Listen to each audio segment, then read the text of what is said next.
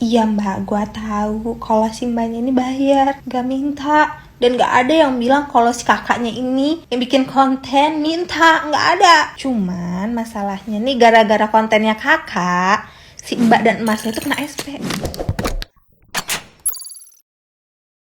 Hola netizen yang berbudi pekerti luhur. Belum lama ini viral seorang konten kreator dengan akun @valerianathea menjadi bulan-bulanan netizen yang terhormat akibat konten sticknya di restoran Sticknya Mas yang sedang tren di media sosial. Awalnya ia meminta kepada pelayan agar menyajikannya stick yang ditumpuk-tumpuk dengan tingkat kematangan yang berbeda-beda. Namun pelayan resto menolak permintaan si konten kreator lantaran menu dengan stick yang ditumpuk-tumpuk hanya bisa dilakukan dengan stick yang tingkat kematangannya sama. Sementara itu si konten kreator meminta stick dengan kematangan yang berbeda-beda, mengaku dibentak dua karyawan restoran. Dua karyawan tersebut pun langsung kena SP dari restoran. Bukan membela si konten kreator, aksinya justru membuat netizen yang berbakti geram. Ada yang sampai mengatakan si konten kreator itu terlalu ribet dan banyak permintaan. Dalam sebuah unggahan video terbarunya akun Sticknya Mas, ternyata SP untuk kedua karyawan dicabut. Bahkan keduanya diberikan sejumlah uang. Pihak manajer pun meminta maaf karena memberikan SP tanpa meninjau terlebih dahulu apa yang sebenarnya terjadi.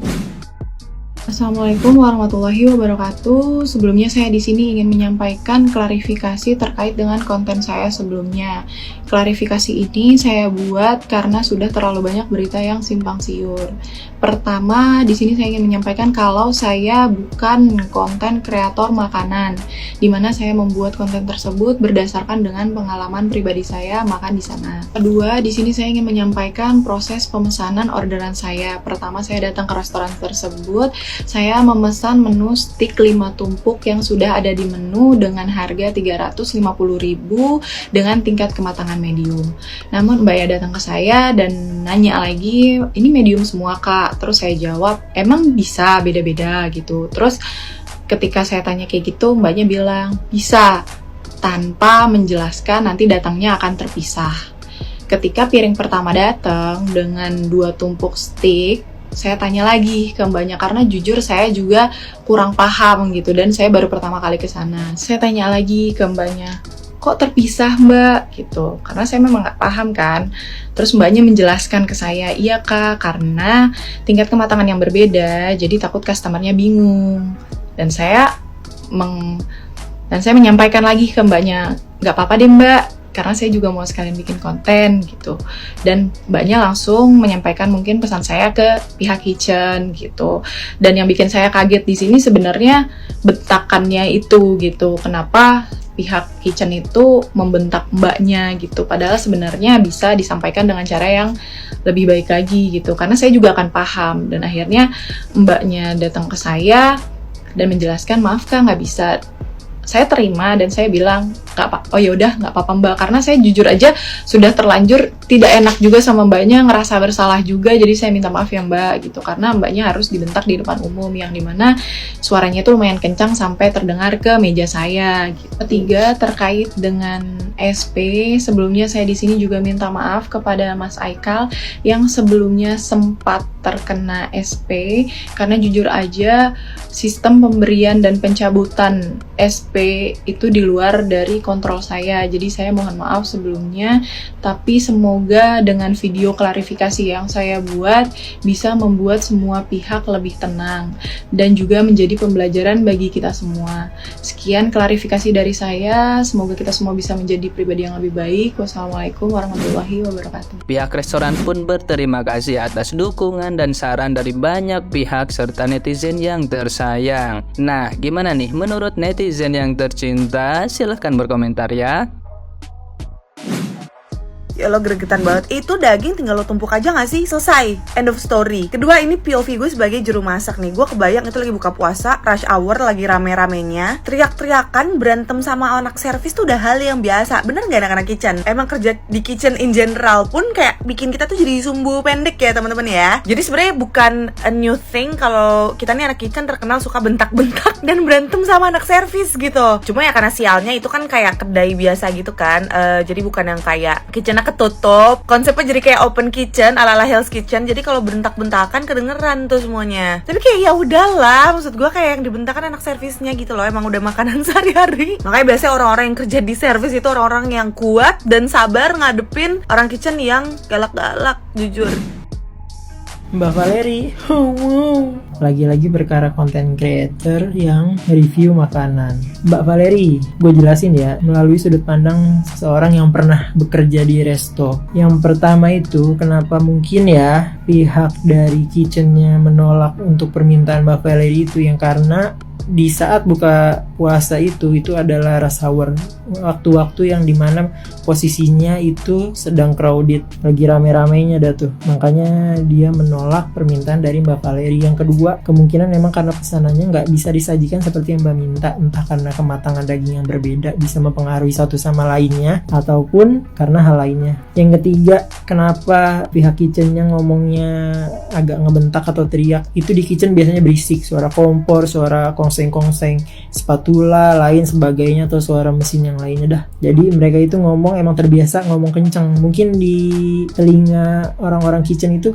kedengerannya nggak sekencang itu, tapi bagi kita yang di luar kitchen itu terdengar kencang banget. Itu yang ketiga. Yang keempat, kalaupun memang dari pihak kitchennya atau chefnya itu dia ngebentak atau marah ya, itu wajar. Kenapa? Karena dari pihak waitersnya seharusnya mengetahui hal-hal dasar seperti permintaan dari Mbak Valeri yang nggak bisa direalisasikan pada saat-saat seperti itu, ataupun bahkan di saat umum lainnya, meskipun gak rush hour, tapi kondisi seperti itu memang nggak memungkinkan untuk direalisasikan. Yaitu tadi, karena mungkin kematangan dagingnya bisa berpengaruh atau yang lain sebagainya. Dan wajar sih kalau menurut gua kalau pihak kitchennya sedikit agak ngotot sama pihak waiters, karena ya pihak waiters itu seharusnya paham hal-hal dasar seperti itu, dimana tidak mengharuskan mereka itu harus konfirmasi ke pihak kitchen.